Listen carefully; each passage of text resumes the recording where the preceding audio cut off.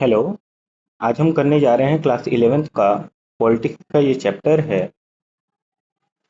जिसमें constitution Y and how को देखने जा रहे हैं। सबसे पहले सवाल खड़ा होता है कि हमें संविधान क्यों चाहिए और ज़रूरत क्या है इसकी। तो इसका पहला पॉइंट आप देख सकते हैं, it provide set of basic rule. इसका मतलब ये हुआ कि हमें कुछ ऐसे बेसिक रूल्स की ज़रूरत है जिसके द्वारा किसी देश को सही तरीके से शासित किया जा सके। India is land of diversity where each and everything is diverse in itself, like on the ground of religion, language, landform, etc.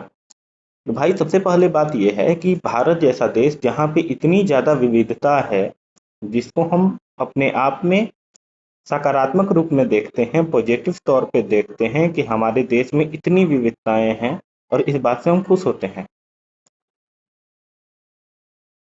इसका महत्व ये है to provide minimal coordination in the society. अब इससे संविधान बनने से होगा ये कि सभी धर्म जो हैं, सभी अलग अलग तरह के भाषा को बोलने वाले जो लोग हैं, अलग अलग तरह के लैंड फॉर्म पे रहने वाले जो लोग हैं, ये सभी एक साथ मिलजुल करके रह सकते हैं। कोई एक दूसरे को ओवरलैप नहीं करेगा। अगर ओवरलैपिंग शुरू हो गई तो इसका मतलब होगा कि हमारा देश जो है उसका अस्तित्व खतरे में आ जाएगा। ये जो हम आइडिया ऑफ इंडिया का जो बात करते हैं, जो भाईचारा का हम बात करते हैं, वो अपने आप में खतरे में आ जाएगा। इससे कोऑर्डिनेशन में मदद मिलती है। हमारा देश एक है। हम जैसे बात करते हैं कि पूरब से लेकर पश्चिम तक और उत्तर से लेकर दक्षिण तक जो भारत है, वो हम सभी एक हैं। ठीक है। अगर नहीं हो ऐसा तो क्या हो? तो ऐसा, जब हम संविधान अगर नहीं हो तो बहुत सारे कॉन्फ्लिक्ट जो है वो बढ़ जाएंगी। रिलीजन के नाम पे हो, चाहे वो लैंग्वेज के नाम पे हो, हर चीज के नाम पे जो हमारा डाइवर्सिटी है वही अपने आप में हमारे लिए सही नहीं रह जाएगा, निगेटिव तौर पे आ जाएगा इस तरीके से। दूसरा क्या है? Specification of decision making power. संविधान से हो ये रहा है कि डिसीजन मेकिंग पावर बढ़िया आ जा रही है। हमें ये पता चल पा रहा है कि संविधान हमारे समाज में निर्णय लेने का अधिकार किसको है। जैसे मोनार्की होता है या फिर राजतंत्र होता है, तो उसमें राजा और रानी के कहे हुए जो शब्द होते हैं, जो उनके द्वारा फरमाए गए ऑर्डर्स होते हैं, वही उस देश का कानून बन जाता है। लेकिन जब हम बात करते हैं भारत जैसे देश की, तो यहाँ पे डेमोक्रेसी है। तो अब डेमोक्रेसी कितने तरह की है? तो देखिए, जब डेमोक्रेसी और जब इलेक्शन की बात होती है तो वो दो तरह से हो सकता है। जैसे पहला डायरेक्ट इलेक्शन हो सकता है और दूसरा इनडायरेक्ट इलेक्शन हो सकता है। अब छोटा देश अगर है, बहुत कम जनसंख्या है, तो वहां पे डायरेक्ट इलेक्शन पॉसिबल है। लेकिन जहां भारत जैसे देश की जब हम बात कर रहे हैं, तो वहाँ ये पॉसिबल नहीं हो पा रहा है। क्यों नहीं हो पा रहा है? क्योंकि हर एक डिसीजन को हम इतने बड़े पॉपुलेशन के साथ कैसे जो है वो इलेक्शन करवा पाएंगे? हर मुद्दे पे इलेक्शन हम कैसे करेंगे? तो इसके लिए हम अपने बीच से एक रिप्रेजेंटेटिव को खड़ा करते हैं और वो हमारे बदले वो डिसीजन जो है वो लेता है इस तरीके से। जैसे डायरेक्ट डेमोक्रेसी का अगर बात किया जाए, तो एंशियंट ग्रीक में इसका एग्जाम्पल मिलता है कि वहाँ हर चीज के लिए जो है वो, क्योंकि कम जनसंख्या थी, वहाँ पे हर बात के लिए वोटिंग डायरेक्ट जनता से राय ले ली जाती थी। लेकिन हमारे यहाँ रिप्रेजेंटेटिव या इनडायरेक्ट फॉर्म ऑफ गवर्नमेंट और डेमोक्रेसी जो है वो रूल करती है। कंक्लूजन क्या निकला? In this way constitution tells और specify about who has power to take decision और to make law for society. हमारे समाज के लिए निर्णय लेने का अधिकार किसको होगा, नियम बनाने का अधिकार किसको होगा, ये हमारा संविधान बताता है। It impose some restriction on government. ये सरकार के ऊपर कुछ प्रतिबंध भी लगाता है। फिर सवाल खड़ा होता है, क्या सरकार के ऊपर प्रतिबंध लगाना क्यों जरूरी है?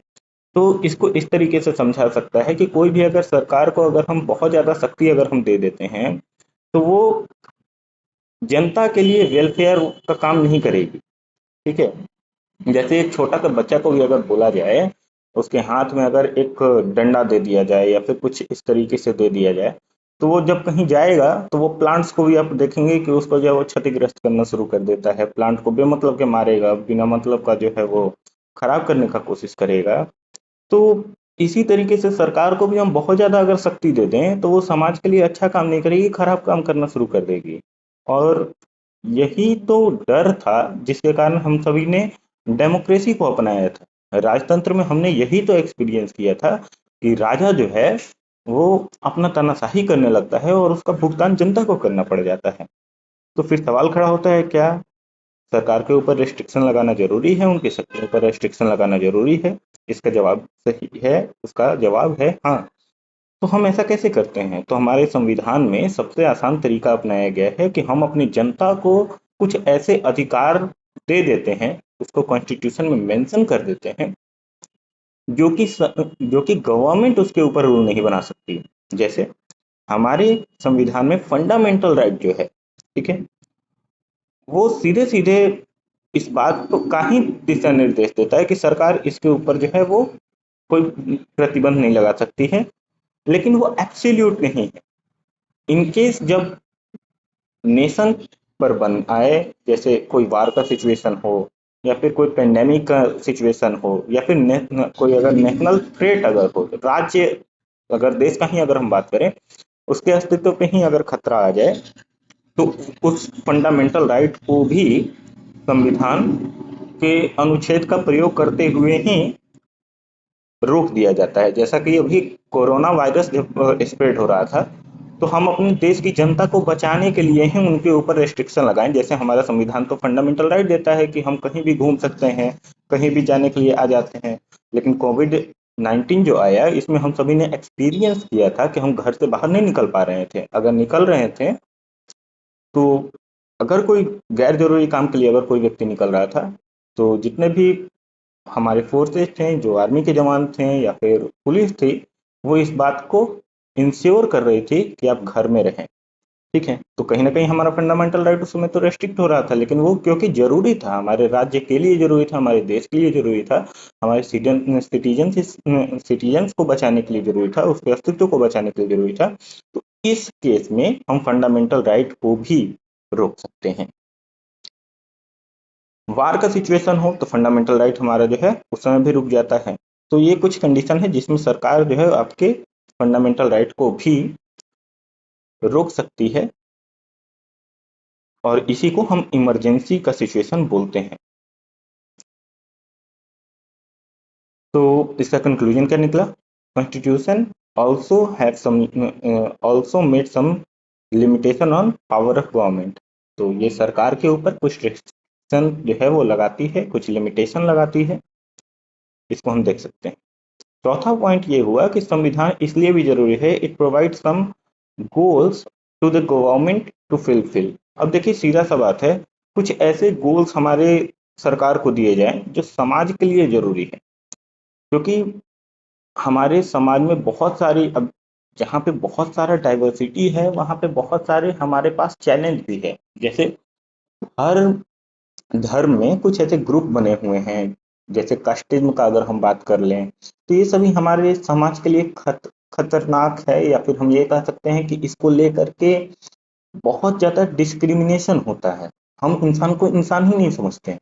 हम जो जो ऑलरेडी मान के चलते हैं, जो लाभ की स्थिति में है, ठीक है, उनको कोई प्रॉब्लम नहीं है, लेकिन जो लाभ की स्थिति में नहीं है, उसके मन में कहीं ना कहीं इनसिक्योरिटी आ जाता है। उसको लगता है कि हमारा तो जो है वो जन्म ही इसीलिए हुआ है कि लगता है कि हम इंसान नहीं है। ठीक है। तो ये कहीं ना कहीं ये अच्छी बात नहीं है। हम क्या मानते हैं, हमारा देश ये मानता है कि हम वेलफेयर स्टेट को प्रमोट करते हैं। वेलफेयर स्टेट कहने का मतलब जहाँ पे देश एक है और सभी उसकी जो जनता है वो एक है, उसके सभी के राइट्स एक हैं, कोई ऊंचा नहीं, कोई नीचा नहीं, सभी बराबर।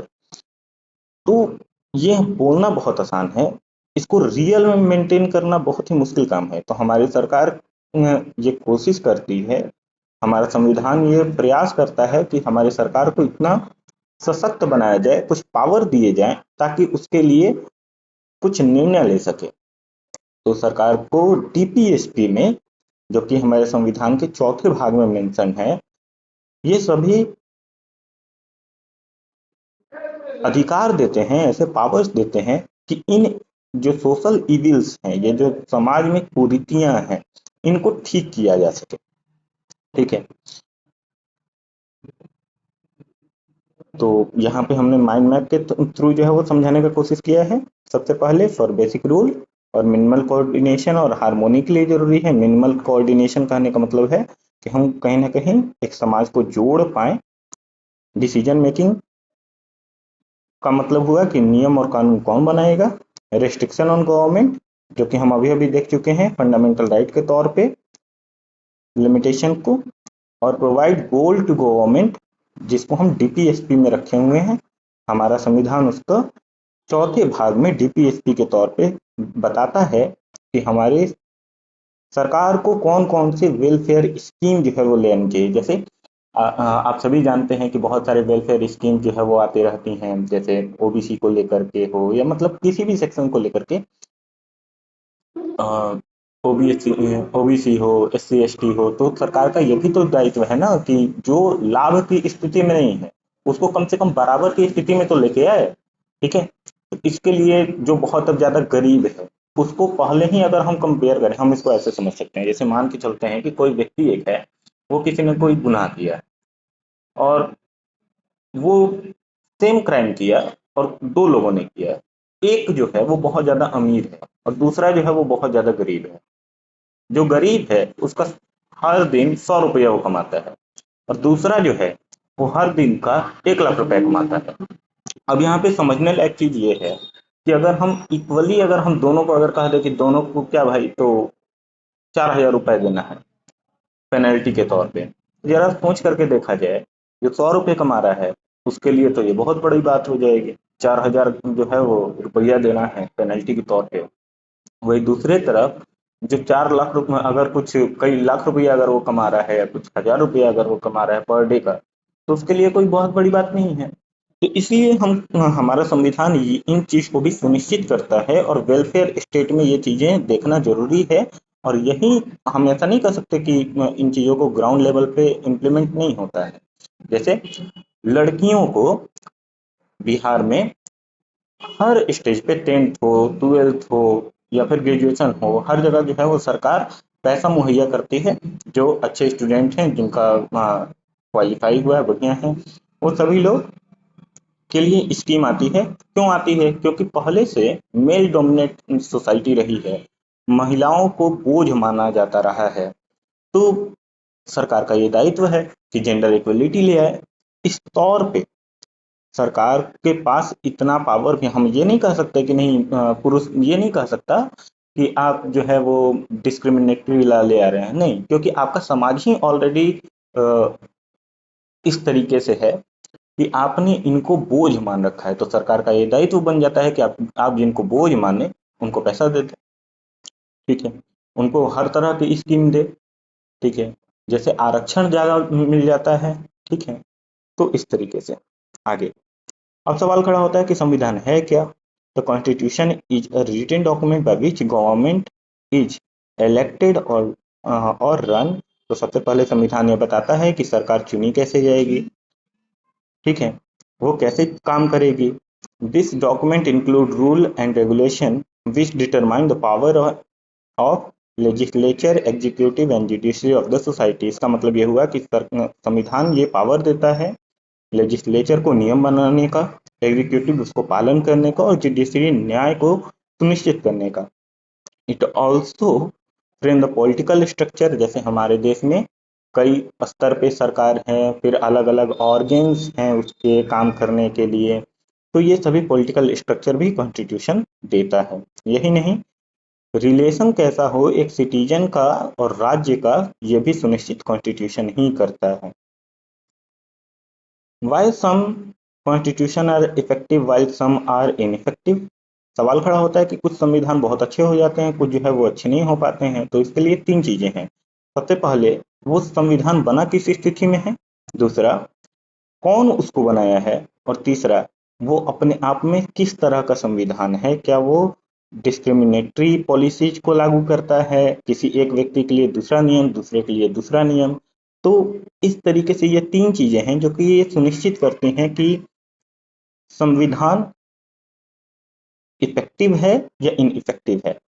जैसे भारत, साउथ अफ्रीका और अमेरिका का जो संविधान है वो इफिशिएंट और सक्सेसफुल माना जाता है पूरी दुनिया में।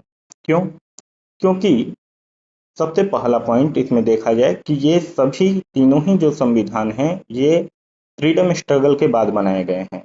दूसरा, इसके बनाने वाले तीनों ही संविधान के बहुत ही पॉपुलर नेता थे, जनता इन पे विश्वास करती थी, राज्य इन पे विश्वास करता था।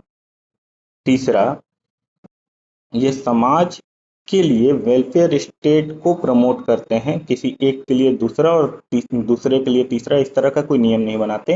ये सभी को इक्वलिटी प्रोवाइड करते हैं जब राज्य के तौर पे बात होती है। तो संविधान इन इफेक्टिव कब होता है? तब अगर मान के चलते हैं कि कोई ऐसा देश है जिसमें तानाशाही सरकार काम कर रही है और उसने कोई संविधान बनाया, तो सीधा सा बात है, जनता उसको मानेगी ही नहीं। क्यों मानेगी? जनता उसका आदर नहीं करेगी। ठीक है। या फिर अगर वो संविधान इन इक्वलिटी को प्रमोट कर रहा है, भेदभावपूर्ण जो है वो संविधान है, तो वो अपने आप में जनता के नजरों में क्या होगा? बुरा बन जाएगा। आशा करता हूँ समझ में आया होगा। Thank you. मिलते हैं इसी के दूसरे भाग में, पहले ही चैप्टर के दूसरे भाग में। Thank you.